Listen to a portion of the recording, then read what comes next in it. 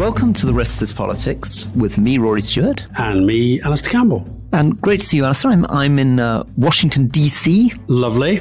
On my way to New York. On your way to New York to take part in the proceedings in the court or not? Well, I am actually arriving in New York at exactly the same time as ex-President Donald Trump, but I'm not on my way down to the Manhattan court.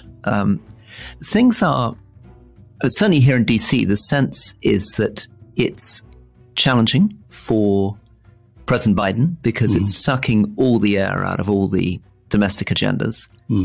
And Donald Trump has very much decided to play this indictment for all the media that he can get. In fact, as I think you mentioned in a podcast a couple of weeks ago, he actually wants mugshots. He wants fingerprints. He's let all the press know when he's arriving from Florida, when he's leaving again. And he's seen a massive surge against DeSantis and his poll ratings. He's also, with everything like this, he uses it for fundraising as well, doesn't he? He uses it to sort of say, I'm the victim, they're all against me, stand with me.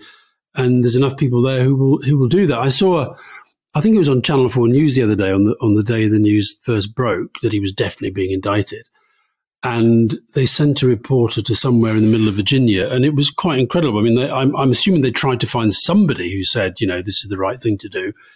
And there was one person who had this badge, wearing a badge that said, Jesus is my Lord, Trump is my president. I mean, you're talking about a level of cultism around this guy that is pretty horrific.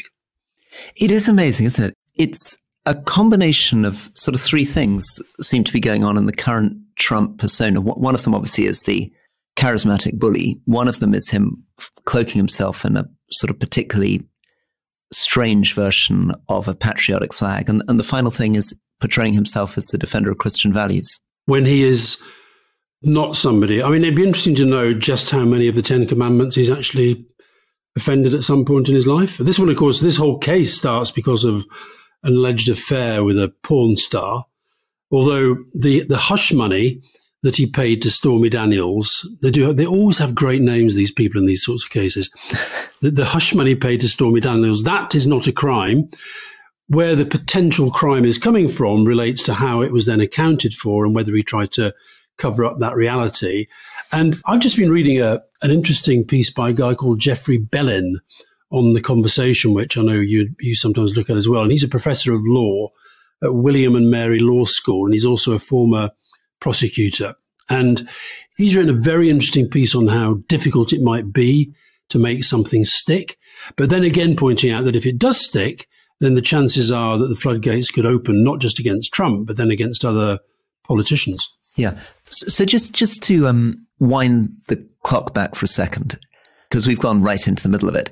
Tuesday, Donald Trump will, so that's the 4th of April, will turn up in Manhattan. And for the first time, the details of this indictment against him will be revealed. And we should make clear, we're talking on Monday evening. We're talking the day before. And so there's a lot of well-informed commentary from the New York Times and many, many other publications on what the indictments against ex-President Trump are going to be. It's historic to follow up the impeachment with the indictment.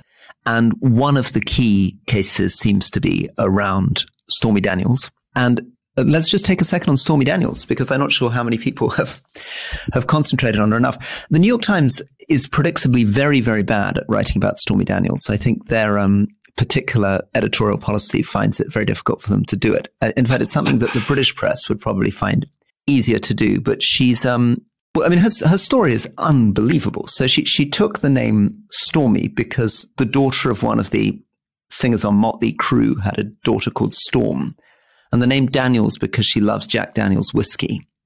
She started her career as a 17-year-old stripper in Baton Rouge. She's made 275 films, including, she's very famous for Revenge of the Dildos and The Vagina Code. Was that any good? I haven't actually watched any of these. I think one of the problems when researching Stormy Daniels is I think if I start clicking on some of these links, I might end up with a very weird thing going on in my Google history.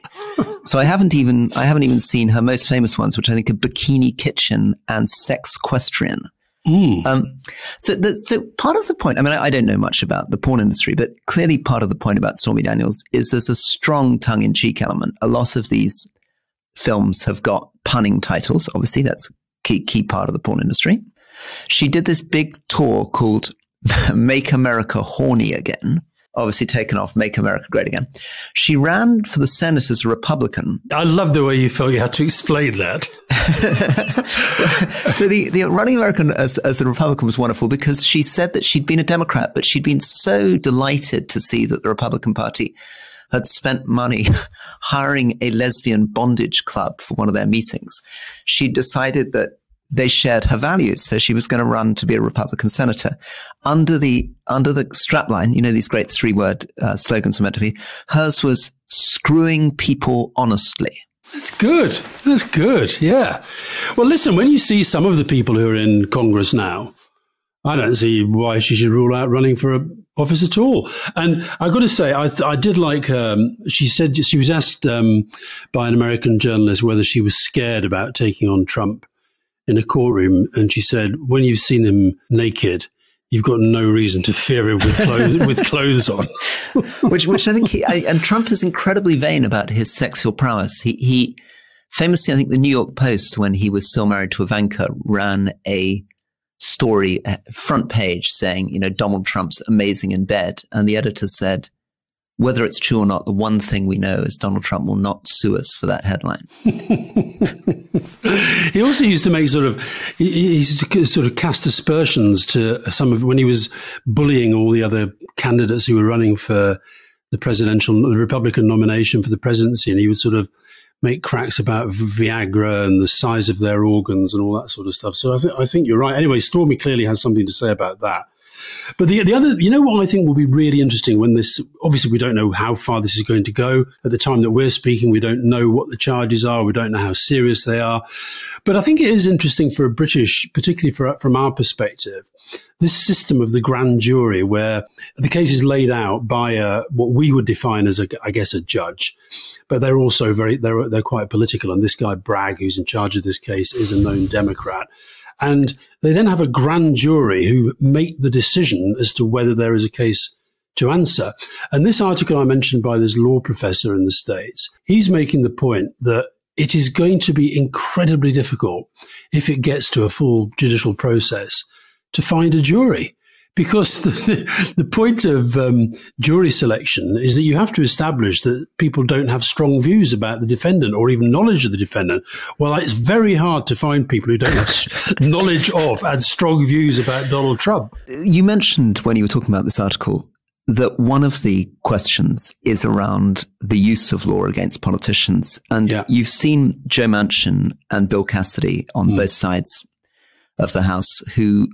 These were senators who voted to impeach Donald Trump, but are both very worried about this indictment.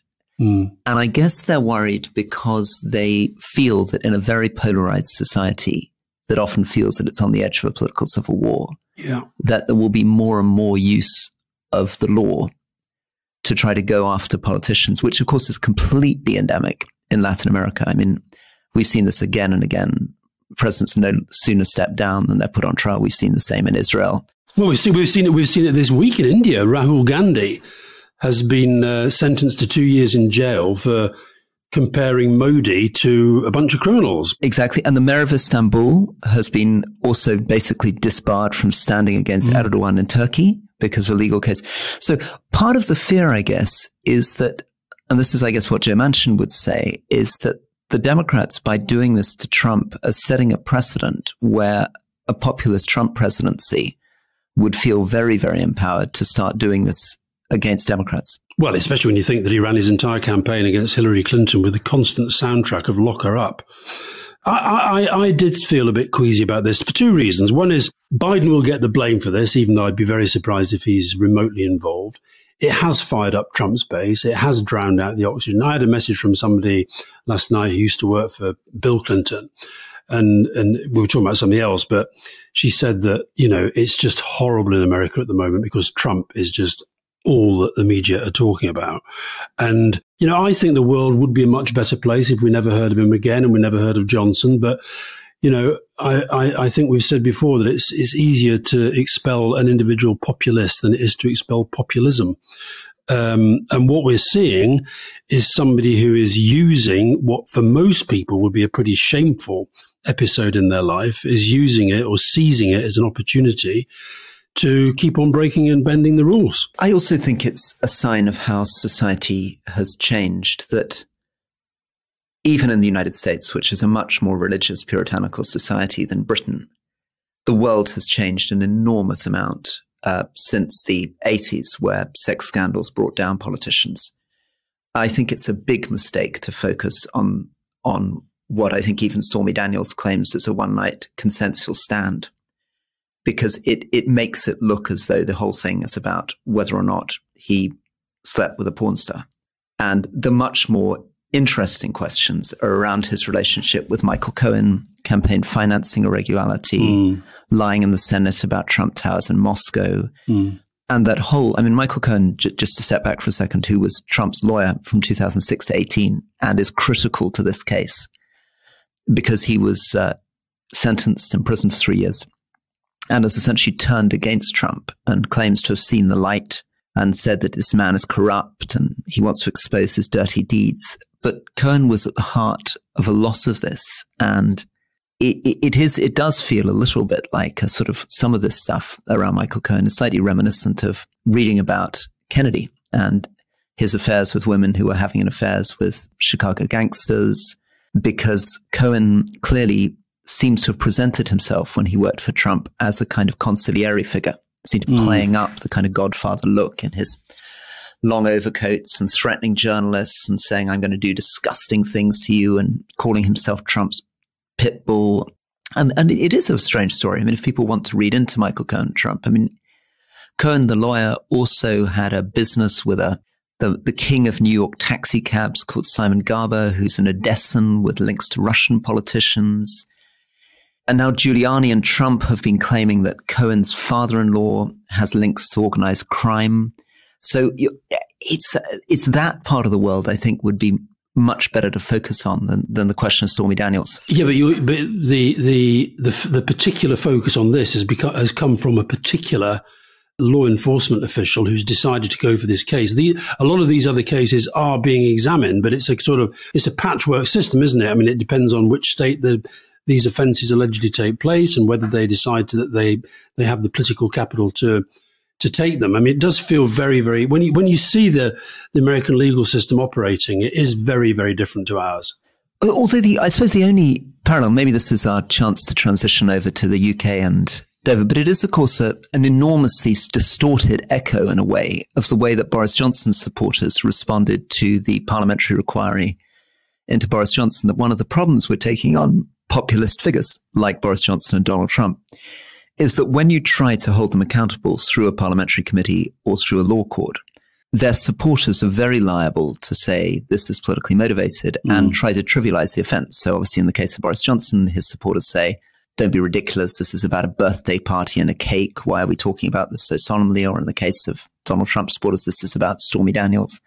And there is a question of actually whether this is the right way to approach these people, and whether, in fact, given that these people are Boris Johnson, Donald Trump, are celebrities who've made their reputation off outrageous behavior, chaos, there's nothing you can tell their supporters which is going to shock them about it. In fact, going after them this way may just inflame things. Yeah, absolutely. Now, you said let's sort of segue then to populism and polarization in the UK. And we've had two very interesting examples of populist polarizing post-truthery in recent days, because you've got this situation down at Dover where lots of coaches in particular, lots of them packed with school children, pupils going on school trips to France, Germany, Switzerland, wherever it might be, and finding that they were having to queue for somewhere between 12 and 18 hours to get their passports checked and stamped according to the new rules that were agreed between the UK and the European Union when we left the EU after the referendum. Yesterday, coincidentally, Suella Braverman, Home Secretary, was the one who was entrusted with doing the media rounds in the morning.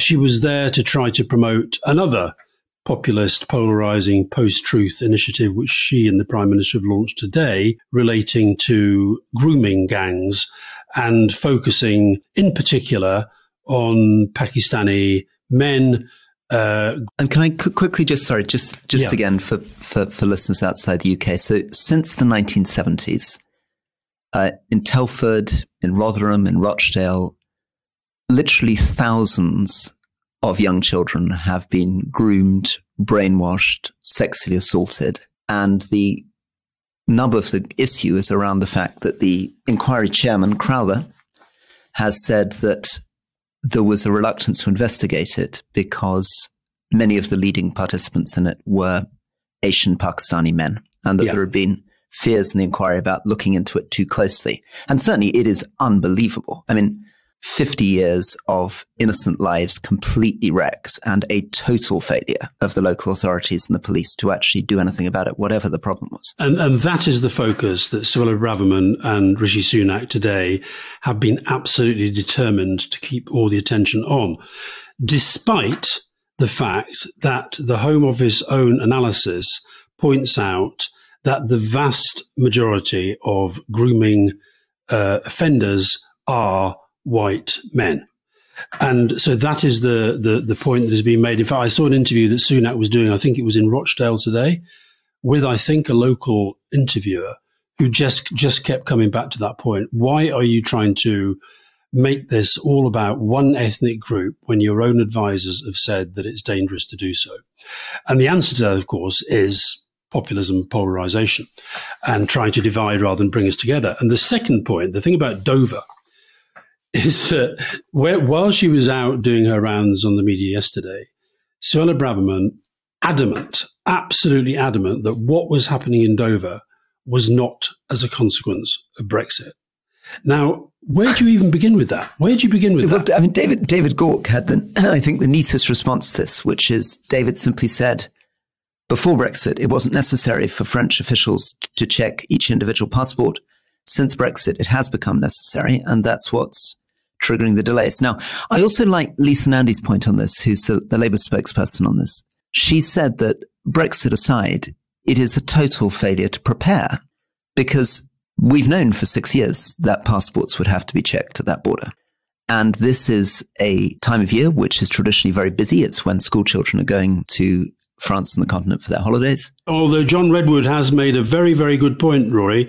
He said, why do they need to go abroad when there are so many nice places in Britain, like all these rivers that we can swim in and get sort of horrible poisoning? Lovely poisoners. Well, certainly I think many schools will be thinking twice about doing this again next year.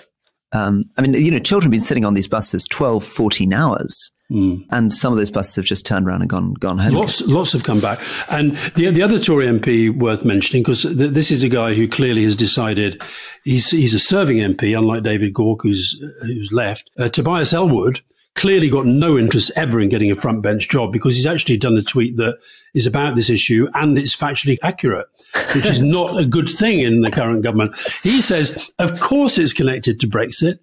Our current Brexit model resulted in an end to travel freedoms, but as they weren't replaced with new ones, processing takes longer, hence the delays. And then he makes a very important point, Rory, to compound matters. In November, fingerprint scans begin. And these are things that the British government have demanded. They're not actually implying them necessarily coming this way, but they're because they want. And when you say there was lack of preparation, if they had admitted how much preparation would have been necessary to avoid this, that would have meant admitting that there might have been downsides to the agreement that they reached. So there is also something very strange about these passport queues. I mean, above and beyond the Brexit issue, the number of times, I mean, obviously I travel a lot, and I was landed in DC last night, and the line was unbelievable. And I find it in many, many countries around the world. Britain can be particularly bad. I mean, I think people have horrendous times often landing in Heathrow. But I would like one of our listeners who understands and maybe has worked in Border Force to explain why so often when you arrive at an airport, you find that you're stuck in a line of an hour and a half, 2 hours in many, many countries. Is it simply that you're not bringing enough people on at the different desks? Is there a problem on shifts? I mean, what is the logistical problem that means that you get stuck? Well, the last time I came through Heathrow, I actually had a chat with the guy who, the guy you come through the bit where you put your passport in, and there's a guy who was sitting watching everybody, and he spotted me and asked me over for a chat. We were having a chat, and he was explaining why they were going on strike, because he said that, their conditions were terrible, that they weren't, they're effectively having a pay cut, et cetera, et cetera, et cetera. But the other thing he said when we got talking about it, I said, and there were some pretty big queues that day, and I said, you see these queues? As when you're sitting working here, is it not incredibly stressful to be surrounded by this stress all the time? And he said, you've just got to reach a point where you don't even notice it. He says that's the only way you could deal with it, is not to feel the stress of the people there. So I think you get to a sort of normalized state where you think, actually, well, this is the norm. This is what traveling is like. And you mentioned Washington, and most international American airports are a bit of a nightmare, let's be honest. I should give a shout out for Manchester. I flew from Singapore to Manchester the other day. As of course, Rory, I only had hand baggage, and I was off the plane and through the airport and into a car in 8 minutes. That's very good. So well done, Manchester. I have good experiences with Edinburgh. I'm always trying to promote Edinburgh. I think it's a good thing to do. Now, on that note, maybe let's take a quick break. Yeah.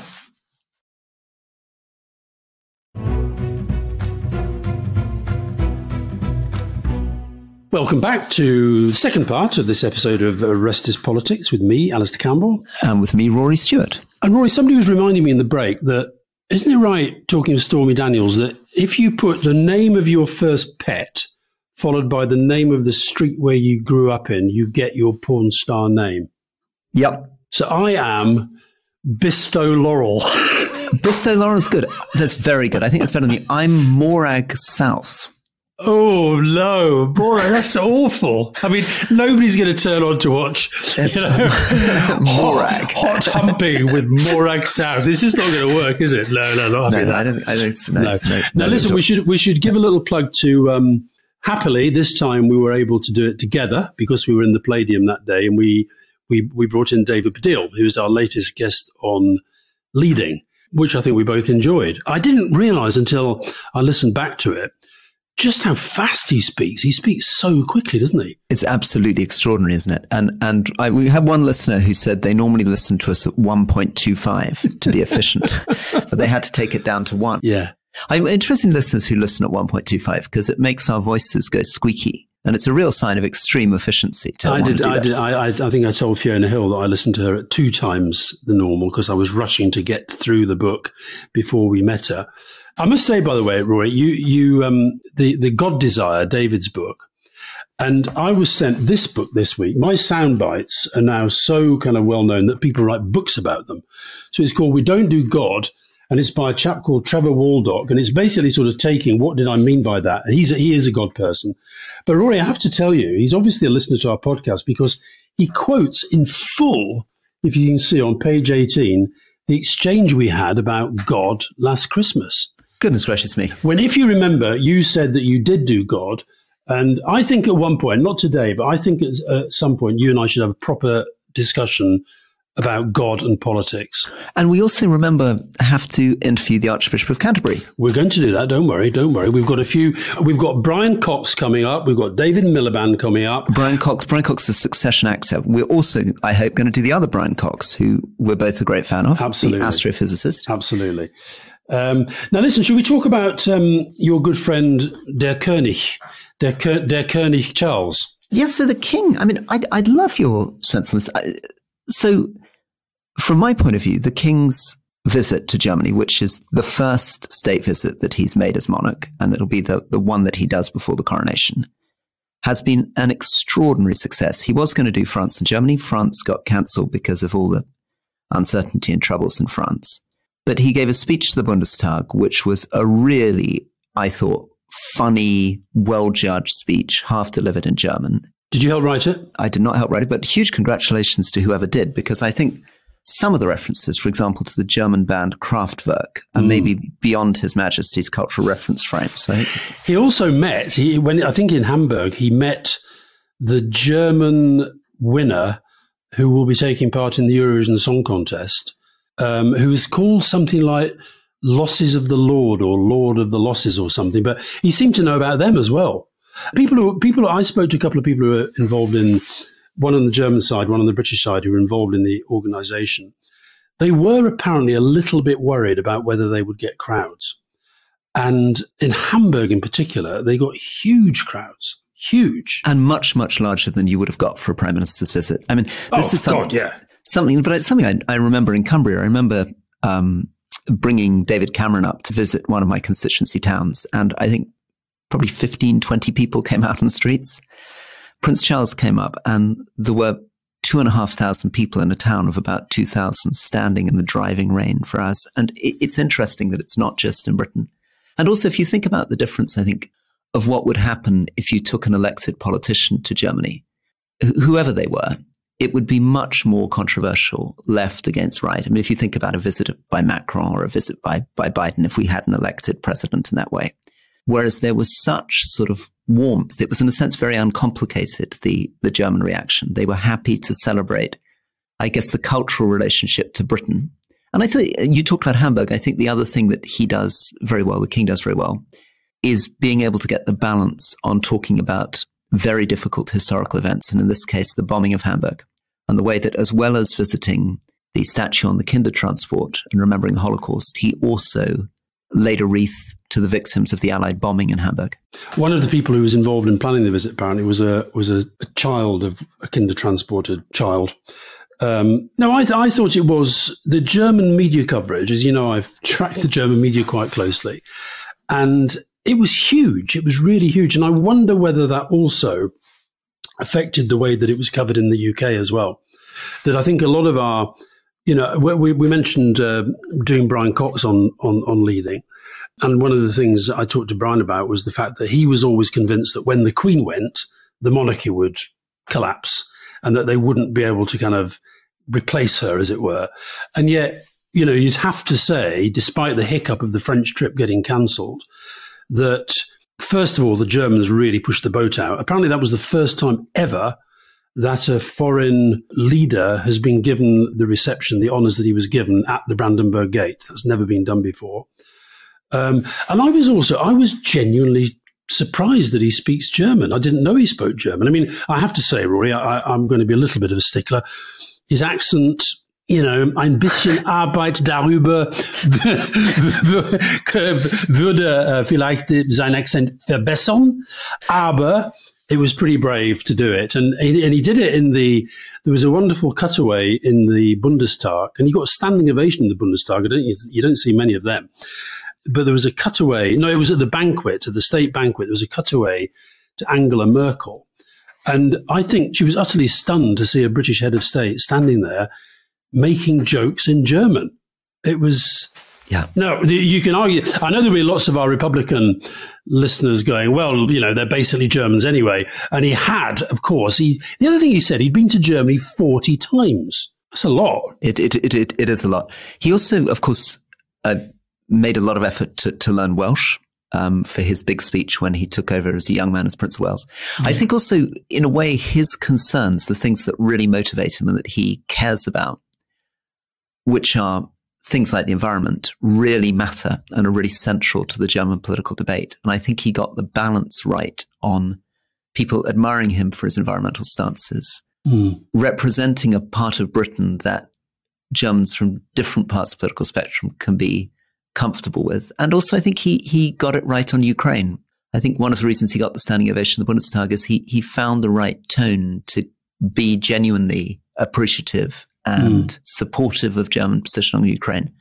Just briefly, you mentioned the Welsh, him learning Welsh when he was Prince of Wales, and I don't know whether William will do the same. But when Fiona and I were in Wales recently, Fiona was at an event with the Welsh Education Minister, a very, very smart guy called Jeremy Miles, and really interesting. They have a plan to increase the proportion of children in Welsh schools doing what is called Welsh medium education, so based around the Welsh language. It's currently at 16%. They plan to raise it to 30% by 2031, and by 2050, 40%. So there is a real kind of growth in the Welsh language, and whether that's politically to kind of stave off nationalism, or whether it's just because they're feeling a sense of their own pride in their culture more. I think that's part of it. But an interesting contrast with Scotland. Yeah. And in 2012, I think there were more people in Scotland who spoke Polish than spoke Scottish Gaelic. It's about 60,000 now, I think. Your father spoke Scottish Gaelic, is that right? That was he didn't learn English till he went to school. Yeah. My goodness.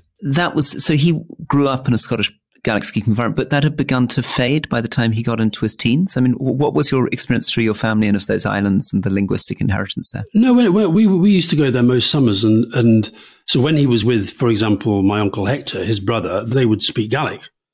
We still have relatives there who they wouldn't necessarily. I think their assumption is that most people that they bump into won't be native natural Gaelic speakers, but the ones that know that they will still speak Gaelic. But it's gone from the thousands to the hundreds. The population has fallen. The proportion of Gaelic speakers in the population has fallen. But no, my dad was English was very much his second language. Do you regret not having spent more time on your Gaelic? No, not really, because I think the interest in Gaelic was in part what fueled my interest in other languages. And I did learn, as a kid, I did learn, my dad taught me the bagpipes, Andy taught me Gaelic, but the bagpipes I've kind of kept, and the Gaelic I've lost. But the other really interesting thing that was happening in Wales, which I don't think is happening anywhere in Scotland, is that you have English-speaking Welsh parents who are sending their children to Welsh medium schools because they feel that, for some reason, they feel that's better for those kids. And I think there's an element of it being a bit of a middle class thing at the moment. Interestingly, the only private Welsh medium school is in London. But the numbers are really, really growing. And as you say, it's very different in Scotland, where despite BBC Alba and all the rest of it, there's, Gaelic is still very much a minority language. Well, the culture in the House of Commons is fascinating. I remember walking into the cloakroom of the House of Commons, this sort of funny members-only thing on your way into the chamber where people traditionally were supposed to hang up their swords. And I remember walking in one day and hearing 6 colleagues speaking Welsh to each other, and that sudden sort of being taken aback. It took me a moment to work out what language they were speaking, and then realizing how deeply informed they were about Welsh literature, how interested they were in the fact that I represented a Cumbrian constituency because of Hen Ogledd, which is the Old North, the Old Welsh North, and the Gododin that they were able to recite huge verses from, all of this coming from my Welsh colleagues. There were 2 concerns raised when we were down there. One was from a head teacher who was the head teacher of an English language school, who said that she worried that in small rural communities, those schools would eventually have to shut down because the kids were being bused free of charge to Welsh language schools. And the second thing was whether it dilutes the interest in learning other languages, such as French, Spanish, Chinese, etc. And language always at the heart of all national projects, all the way. I mean, right in the 19th century, most of these movements for nationalism in what's now the Czech Republic, in Estonia, all these things revolved around reviving local languages. And it's very, very raw, these questions in Asia, in Africa. Many, many countries in Africa, Malawi, for example, Uganda, have insisted that everybody in school has to study in English, not in their local language. And that has been very problematic because the teachers don't necessarily themselves speak good English. The students certainly don't speak English. And it's been holding people back in literacy and numeracy. But Tanzania, I think, is another example where they insist on English medium education. But it's part of the aspirations, the dreams of the political leadership that you can create an English-speaking culture in Africa at the same time as you say Wales is going the other direction. Yes. Russia. Sorry, we're talking too much about Welsh language. Russia. Well, I think Welsh language is quite interesting. But yeah, Russia is... so Russia has just taken over the rotating presidents of the United Nations Security Council, and around the world, including Zelensky in Ukraine and lots of other people saying this is utterly absurd that at a time that Russia is waging war, has invaded another sovereign nation, that Lavrov, of all people, Sergei Lavrov, the Russian foreign minister, should be the guy who will hold the chair if there's a meeting of ministers at the United Nations Security Council. And the US mission also, their spokesman for the US mission said that a country that's invaded a smaller neighbor has no place on the UN Security Council. I disagree with this very passionately. The UN was set up in order to include all the major powers. I cannot believe that a spokesperson for the US mission could be stupid enough to say there should be no place for Russia. The whole point about the UN is to keep all the enemies and adversaries around a single table. If you start excluding the major global powers who are causing the problems from the UN Security Council, you're going to end up in a mad world. I can see why the Ukrainians are pushing for it. But for the US to endorse that misses the whole point about the UN. The Russians didn't agree with the US and the UN right the way through the 60s, 70s and 80s either. But it mattered that they were there. Their own charter says that the Security Council has primary responsibility for the maintenance of international peace and security. It has 15 members and each member has one vote. Under the Charter of the United Nations, all member states are obligated to comply with council decisions. By the way, people seem to have forgotten Russia. Do you know the last time that Russia was in the chair? No. It was the month that they invaded. Right. So it's not exactly because it rotates monthly, doesn't it, between the different members and the permanent members and non-permanent members. Exactly, and there are 5 permanent members: United States, United Kingdom, France, China, and Russia, and then there are 10 who rotate. They're elected, I think, for 2-year periods, and they are elected. I mean, if there is a sort of pariah state, you're unlikely to get there, although quite often they do. So at the moment, the non-permanent members are Albania, Brazil, Ecuador, Gabon, Ghana, Japan, Malta, Mozambique, Switzerland, and the UAE. So you get a kind of fair mix. And you get these, this is not a new problem. I mean, I remember when Libya was chairing the Human Rights Council just at the moment when Gaddafi was crashing into Benghazi. I mean, this is a perpetual issue. In fact, often it's a sort of joke at the UN.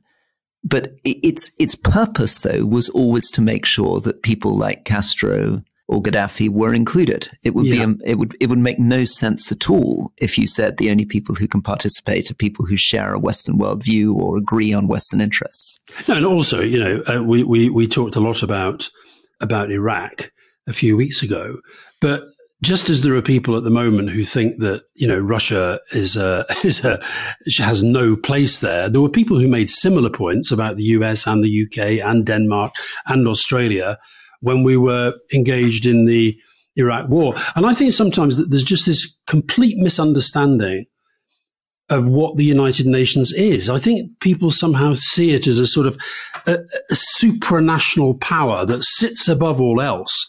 But it doesn't. It's just a reflection of the politics of the world. And it tries to make peace where there is war. It tries to deal with humanitarian crisis where there is humanitarian crisis. And it's becoming more and more difficult. But I agree with you. If populism infects countries so much that they say, right, because we don't agree with what the Russians are doing at this moment, that means that they have no place at the top table, then you've got to get rid of the United Nations. You've got to completely change it and get rid of the structures that it's got. And this is part of the polarization, isn't it? It sort of relates back to the beginning of this pod where we were talking about, I suppose this is at the heart of a populist age, is that both sides in the debate begin to think that their beliefs and their mission are more important than the constitutional structures, the traditional structures that existed, and really want to divide the world between people who agree with them and enemies who are to be cast off into the darkness with whom any action is legitimate. And I think it's incredibly important, if we are to preserve what matters about politics, that we preserve this idea of decent disagreement and not treating people who disagree with you as though they are such villains that anything is justified in getting rid of them. And I think that's also why, although we've said on the pod before that expanding the Security Council to include South Africa, Brazil, India, European Union. Yeah, but particularly those first 3 would not necessarily lead to a more moderate global order because, under Modi, India is not necessarily going that direction. Of course, when Brazil was under Bolsonaro, you also would have had the same feeling. But that isn't a reason not to do it. In fact, in a sense, one of the things that's going wrong in the way that we think about China is we're struggling to articulate how to cooperate with and compromise with a strategic adversary as well as challenge them. Well, I mentioned last week being in Singapore and some of the things that were being said there. And there's a guy who used to be foreign minister called K. Shanmugam, who's now the Minister for Law, I think.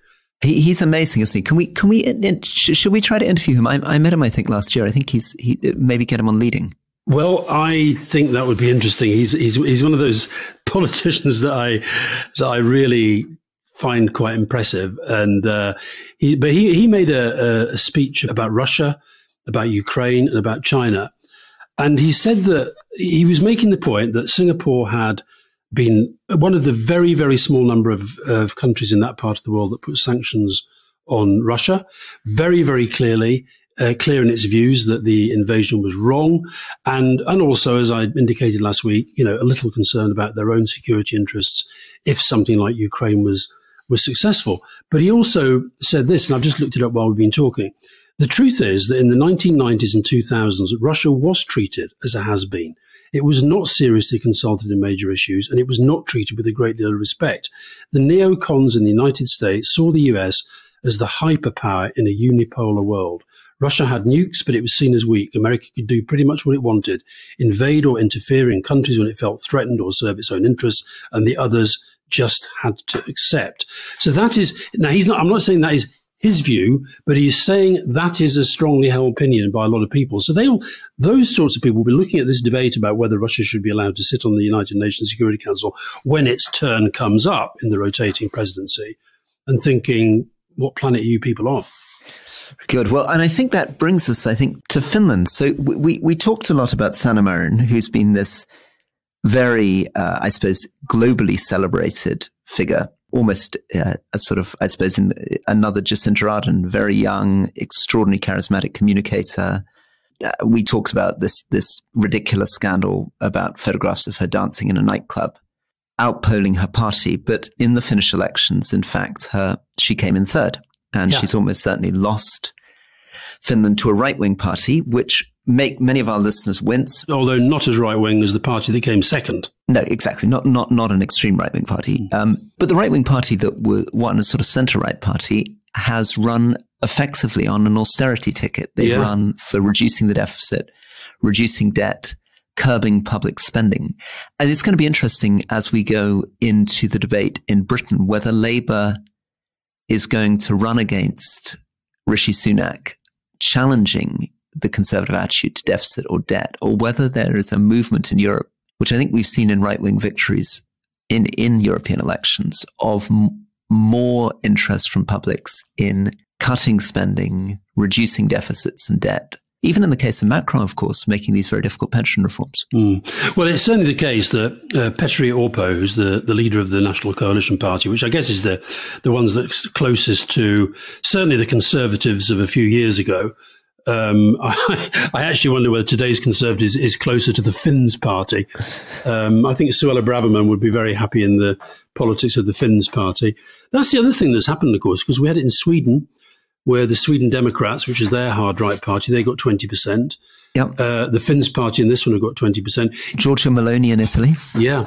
The only interesting thing about Sanna Marin's party, the Social Democrats, they actually increased their share of the vote. I think they were down at 17 when she became Prime Minister. And they've increased to 19, haven't they? I think they're around about 20 and the other two are above 20. But the three parties that have run each other pretty close.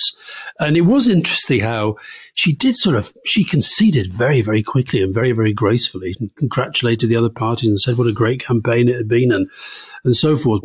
It's often the case that these leaders who are celebrated abroad are not necessarily as loved at home. But also I think you're right that the really interesting thing here is a party fighting on and winning. I wouldn't say it was on austerity, but it was on proper economic management. And, I have to say, Rory, I think that the current Conservatives, the debt and deficit figures are so bad that they'd be very, very hard pressed to defend their record on that. But I think that Labour has to be thoughtful about that too. I mean, I think if they're going to win over centre voters, Labour has to reassure those voters that they're going to be very thoughtful about debt and deficit. And I think you can sense that's why Keir Starmer and the Labour front bench are very reluctant to endorse the strikes, very reluctant to suggest that they're going to sign up to more generous pay deals, because they're very conscious that they have to present themselves as the party of fiscal responsibility. We had more strikes announced today. Teachers strike, 98% of those who voted on a 66% turnout. It's quite a big turnout, that. Yep. But again, I think we'll find Labour will not endorse their pay demands for the same reason. So, and you get this interesting thing where you'll get teachers and doctors increasingly angry with Labour because they're expecting them to say, of course, if we come in, we'll give you what you're asking for. And they can't. Are you suggesting that it's possible that because the Conservatives do seem, and Sunak does seem to be rather in the grip of this populist wing, particularly the Bravermans of this world, that you could see him going into an election promising lots more, because he seems to be promising new things all the time, and Labour going in with a much more economically rigorous approach? Can you see that happening? Yeah, it's an interesting thing, isn't it? I mean, I think, I'm going to make no secret of the fact, I think Rishi Sunak is a huge improvement on Liz Truss and Boris Johnson. I think he's a much more sensible, thoughtful politician. I'm very struck by friends of mine who are in the cabinet, how much more they prefer working with him than his predecessors. But I think there are two things driving these moves to the right. One of them is the internal pressure from right-wing factions in the parliamentary party, Suella Braverman being a big example, although he has had a bit of a temporary victory there over the Windsor framework, where the ERG, which was a big faction, has been reduced to this rump of 10, leaving Boris Johnson and Liz Truss looking like a sort of bitter minority. But the bigger challenge is their polling, and they really don't have a path to victory, but their fantasy, their very, very narrow path to victory, is all about trying to mobilize a very particular social conservative voter base. And Labour is going to have to make a strong decision to work out what it wants to do about that. And my instinct is, if I were Labour, I would be confident that they can take back many of those traditional Labour seats in the Red Wall up in the northeast of England without having to ape this kind of socially conservative rhetoric that those seats are not going to vote Conservative. So you don't need to compete for those seats. Well, I hope so. I hope you're right. It was interesting to hear Keir Starmer pretty unequivocal that Brexit was part of the reason, or was a big part of the reason for these queues at Dover. Now, it might seem obvious, but actually both of the main parties have up till now not really wanted to talk much about the consequences of Brexit. I sensed, I didn't read the interview, but just from the headlines I saw, I sensed that he was trying to get the trans debate into a less toxic place in an interview in the Sunday Times yesterday. So I think he is trying to sort of, diffuse some of the grenades. But what you're absolutely right about is the Conservatives is, that guy, Lee Anderson, the vice chairman, he really did let the cat out of the bag when he said, last time we had Boris, Brexit and Corbyn, we've got none of them, so we've got to get some new culture wars on trans. And I see today, his big attack today, Lee Anderson, this great mastermind of the Tory election strategy, is to be picking on the British entry for the Eurovision Song Contest because she said that she really hated Boris Johnson and wishes he hadn't got a bed when he went into intensive care. So that's the sort of debate we're going to be getting from Lee. I think it's going to be interesting because my suspicion is that'll be pretty frustrating for Rishi Sunak. So he will be... Well, will it? Will it? Well, I don't know how he's going to deal with it, because it reminds me of when I was running to be Mayor of London, so much, much smaller stage. But I remember, I really wanted to talk about planting 400 million more trees. I wanted to talk about cleaning up the air. And of course, my polling people would come to me and say, Rory, 41% of people say their major problem is knife crime and the failure of Sadiq Khan about knife crime. Will you stop effing tweeting about trees? Will you please get into the fight about knife crime? And I don't know how different politicians respond to this. In fact, maybe we can finish on this. I mean, was that something that you experienced? I remember feeling it very difficult because emotionally, intuitively, I wanted to talk about a positive future vision for London. I wanted to talk about transforming the Thames, talk about environmental issues, and they would say 2% of your voters care about these issues. You've got to talk about the things they care about, which is knife crime. I think you've also got to be authentic, though, and I think that these are things that I think you can talk about. You can make them salient. I would think the right position is somewhere between where you were and where they were. I hate politicians who just basically say, this is what the public tell us that what they want to hear, therefore let's tell them that. Politics ought to be about leadership. So what you were trying to do is actually to say, if we are going to save the planet, if we are going to make London a better place to live, we're going to have to plant more trees. And I think that was the right thing to do. But you also have to talk about the other stuff. I don't know about Sunak. See, like, for example, I mentioned the interviews he was doing today about this grooming stuff.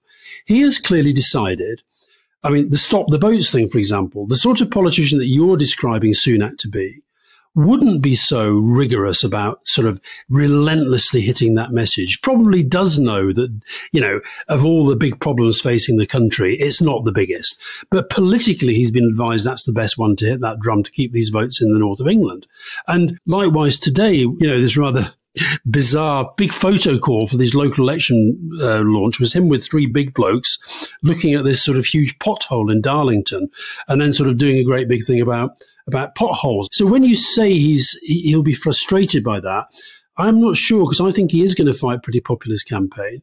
And I think the one thing he would be frustrated by is if Boris Johnson decided he was going to become his ally and decided, you know what, Rishi, I think you're not a great campaigner, but I can campaign alongside you and let me do stuff as well. And I think then that could be utter chaos for Sunak, because Johnson wouldn't be able to resist sort of doing something of a Trump. And it is interesting, maybe this is the way to close as we started on Trump. Johnson does not have that cut-through appeal that endures with people. I meet very, very few people these days who think Johnson's got any real future in politics, whereas you see and read so much in the American debate about how, Trump is probably finished as president, but you wouldn't always write him off. Whereas I think Johnson, actually, you can write him off now. Very good. Good note to finish on. Thank you very much. See you soon. See you soon. Bye.